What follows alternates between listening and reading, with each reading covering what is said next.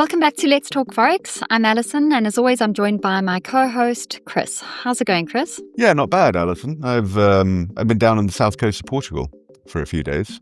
Got a bit sunburned. I'm not sure you can see on the camera, but I'm still a bit pink, but not too bad. Is the weather good today? Down there it is. I'm back up home just outside Lisbon, where it's cloudy today, unfortunately. But I am returning to the south coast this afternoon, where it is going to be sunny. So I see more swimming pool activity in my future. Looking forward to it. How are you doing? Yeah, good. I must say it hasn't got, it's got a little bit chillier. As I was telling you guys the other day, which nobody found very funny. It's got down to 22, which I think is a bit cold. Gosh, my heart bleeds. 22 degrees. It's been pretty good here. And in fact, I actually love winter here because there's much less wind. Yeah, just beautiful. Yeah, so I can't complain. Yeah, today we're diving into one of the most nerve-wracking aspects of trading, and I think something that's really important right now for the current state of the markets. And it's how to stay sane and strategic, and how to not lose all your money in extreme market conditions. Yeah, I mean, as we know, we've been seeing huge market swings from obviously the trade tensions between the U.S. and China and the rest of the world, of course, and then these huge inflation shocks and a lot of central bank surprises, and then the VIX, of course. This is obviously Wall Street's so-called fear index, and we saw it spiking to levels that we haven't seen, I guess, since the pandemic crash, really. Yeah, exactly. And with this kind of market volatility, I think traders are both feeling the thrill. Obviously, there's a lot of opportunity out there, but also panic and insecurity, uncertainty. So today we're going to talk about how to recognize these extreme market conditions. We're going to talk about how to adjust your strategy when trading them, and the tools that can help you survive and even thrive, which is important when the markets are wild, as they have been over the last month or so.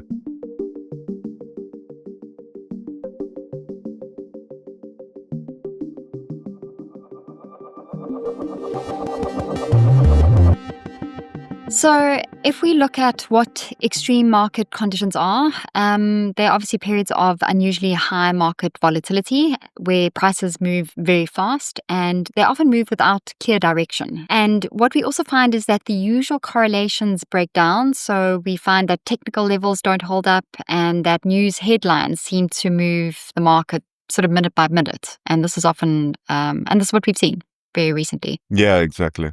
And not just news headlines, Donald Trump's Truth Social posts, those are the things that are moving markets as well. Yeah, and one key metric that traders use, not just Forex traders, all traders use to measure implied volatility is the VIX, also known as the fear index. This reflects the market's expectations of volatility over the next 30 days, specifically the S&P 500, but it is used as a wider bellwether for all financial markets. Historically, VIX reading over 20 signals higher than normal volatility, but recently it's been up around 30 for sustained periods. Yeah, and exactly. In April, we saw, during the peak of the U.S. China tariff standoff and, renewed sort of concerns over U.S. inflation, we saw the VIX spike to over 60. On the 7th of April. And that's a huge jump from its typical range in calmer periods. And as you say, it sits usually between 12 and 18. So that really caught people's attention. Yeah, I think it's the largest spike we've seen since the breakout of the COVID pandemic. Very unusual. And it really shows the uncertainty in the markets. So what happens to the Forex market when you get these kind of volatility spikes? So currencies, obviously, they react very strongly. They're very sensitive to uncertainty. I think more sensitive than pretty much any other asset, except for maybe Bitcoin and other cryptos. But risk-on currencies, usually so you're talking about the AUD, the Australian dollar, the New Zealand dollar, emerging market currencies, these usually fall during these periods. Whereas normally you would expect safe haven currencies like the U.S dollar, like Japanese yen, and like the Swiss franc, the CHF, to surge. I mean, obviously, what we've seen this time around coupled with the worries over Trump's stewardship of the U.S. economy, we've actually seen the US dollar fall, which is very unusual. And I think it's turned a lot of precedent on its head. And this is to do with the interesting times we're living in, obviously. They're difficult times. But also, as I said, international investors are quite worried about dollarized assets in the long term at the moment. But what we have seen, but the other safe haven currencies I mentioned there, both the Japanese yen and the Swiss franc, have both spiked in this period. So it's kind of holding up. Yeah, I mean, during the last round of tariff negotiations between the US and China, we saw the USD JPY drop over 350 points in 2 days, because traders were obviously piling into the yen. And we also saw a huge rally in gold. I mean, that was not surprising. That was something we sort of expected. But I don't think the levels that we're seeing at the moment, I don't think anybody expected that sort of surge. This always signals that traders are very nervous. Yeah, gold is a very good bellwether for uncertainty. And remember, look, extreme conditions don't only mean crashes either. It could be a sharp reversal in the other direction, like we saw with GBP pairs, with pound sterling pairs recently. There was surprise inflation data and quite hawkish Bank of England commentary as a result. And on May the 8th, so just a few days ago now, the Bank of England reduced its benchmark interest rate by 25 basis points to 4.25%.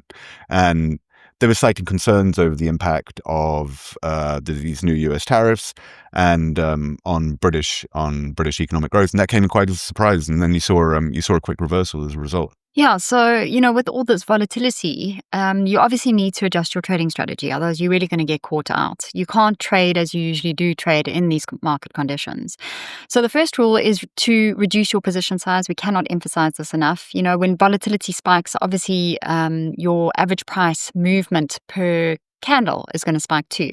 So, for example, a pair that usually moves 60 pips might now move 150 pips. And that is going to change your entire risk profile. So if you keep your standard lot size, then you're obviously going to be risking a lot more per trade than usual. So what you're going to have to do then is cut your size and keep the amount you risk at the same amount by reducing your position size and keeping your stop wider, if that makes sense. And then, because this is obviously going to allow you to stay in the game longer without being wiped out by a sudden volatility spike. And this is really important also for swing traders who tend to hold positions overnight, where obviously gaps, like we've been seeing a lot of lately, are going to add to that risk. Yeah, no, like in the Euro USD, I mean, we're recording this the day after the Chinese and US governments have come to an agreement to suspend the worst of the tariffs for 90 days.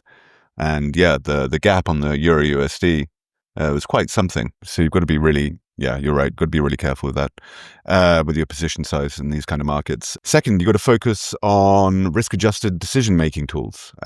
So these are things like the ATR, the average true range. This will help you calibrate your stop losses and your take profits based on current volatility. And so these take account of the volatility and help you with decision-making around that. For example, if the ATR on the Euro USD jumps from 40 to 90 pips, then you can't afford to not make any moves, can't afford to stay static there. A 40 pip stop in this environment could just get hit by random noise, by other traders panicking. So by adjusting based on ATR, you end up building a buffer against unnecessary losses, and you'll also, more importantly, avoid premature exits. Yeah, exactly. I often use the ATR. I think it's a very good indicator of what the market is doing and how much volatility you can expect, on the trading day, and therefore can really help you inform your decisions of where to put those stops and profit targets. And next, you want to really look at changing your trading style according to the environment. I think this is something a lot of traders really battle with. So, if you've got a classic trend following strategy, this is obviously going to backfire when, price is swinging violently up and down. In choppy markets, breakout strategies, especially those with volatility filters, are going to be more effective. And then you can also use fade the spike setups. So this is where you wait for exaggerated moves into key levels, and then you trade the reversal. But in these markets, confirmation is everything. You want to really focus on candlestick patterns or momentum shifts and look at the volume profiles before you jump in. Another thing that I also suggest is looking at the shorter timeframes, because this will give you better, more precise entries.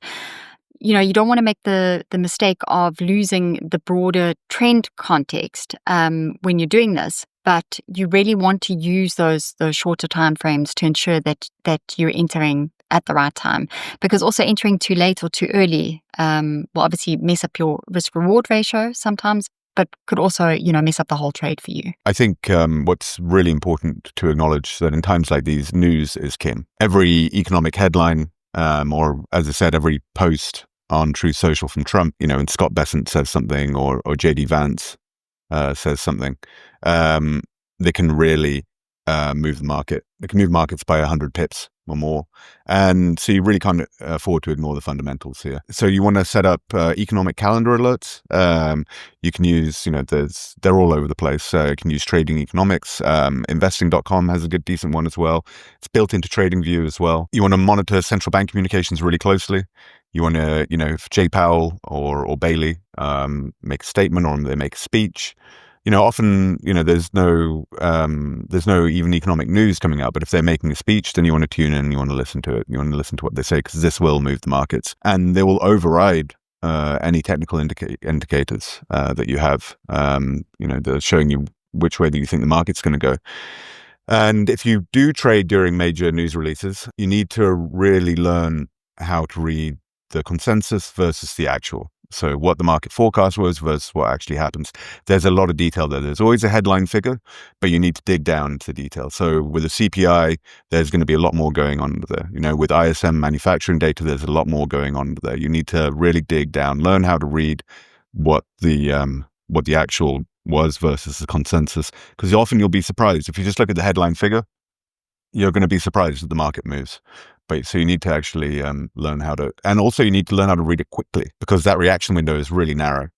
And there's a lot of people out there who control huge amounts of money who are going to be reading it quickly, and that's the way the market's going to move. And you want to catch that before it does. Yeah, and I guess you also want to know whether the move is already priced in. That's something I think a lot of traders also battle with, and just doing that prep beforehand. Don't get caught out. As you say, have the economic calendar there. Make sure that you've done that prep work before for the day, that you know what news announcements are coming out when they're coming out. And if you're not experienced, stay out of the trade. It's far safer. Yeah, like say if Trump posts something and the markets go wild and you don't know what it means, just stay out. And the next thing I think we want to cover is also the psychology of trading during these very volatile times. This is where a lot of experienced traders even get caught out, I would say.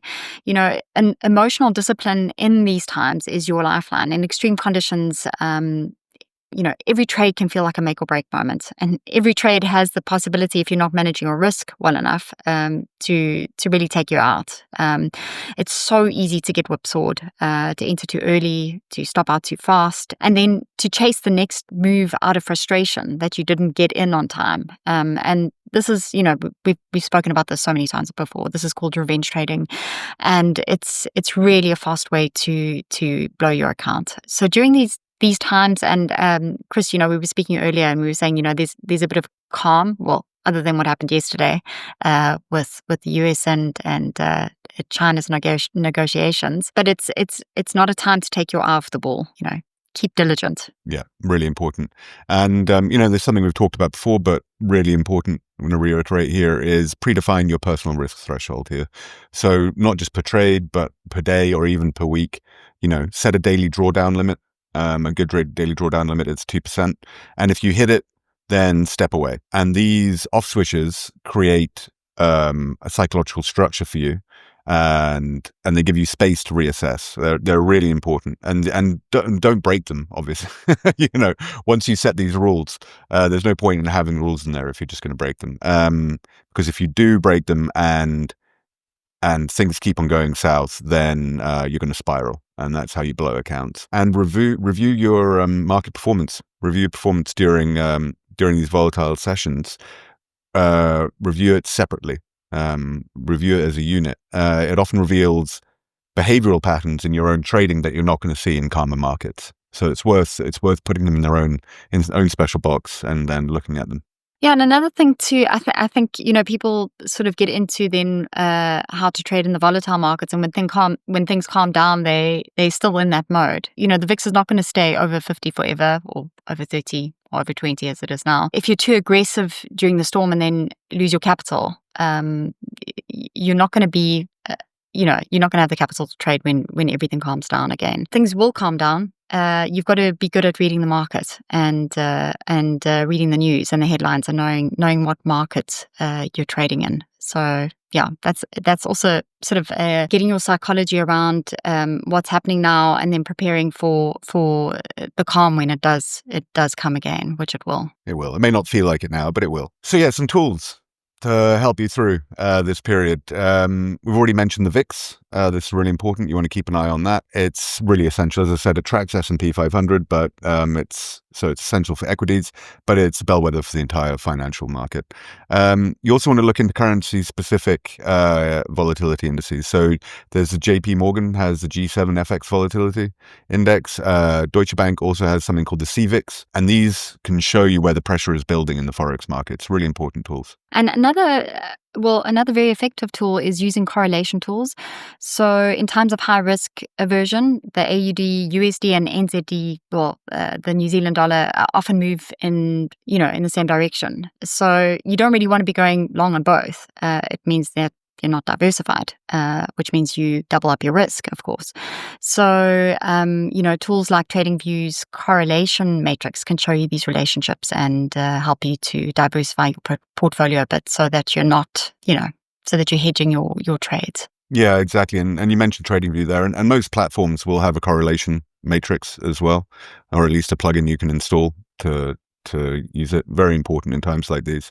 And, MT5, CTrader, TradingView, they also have great real-time data feeds, all of them, and their volatility tools, like we talked about, with ATR earlier. But you also want to be looking at Bollinger Bands, volume spikes and smaller time frames, these kind of things. Another really important aspect of using your platform as a tool to help you through this is backtesting. I know we've talked about it before, but you want to do is backtest your strategy on historical volatility strikes. So you want to look at March 2020, where the outbreak of the COVID pandemic. You want to look at June 22. And then also you want to look at April 25, this last month. And you want to see how would your strategy have handled these environments? Is it a profitable one?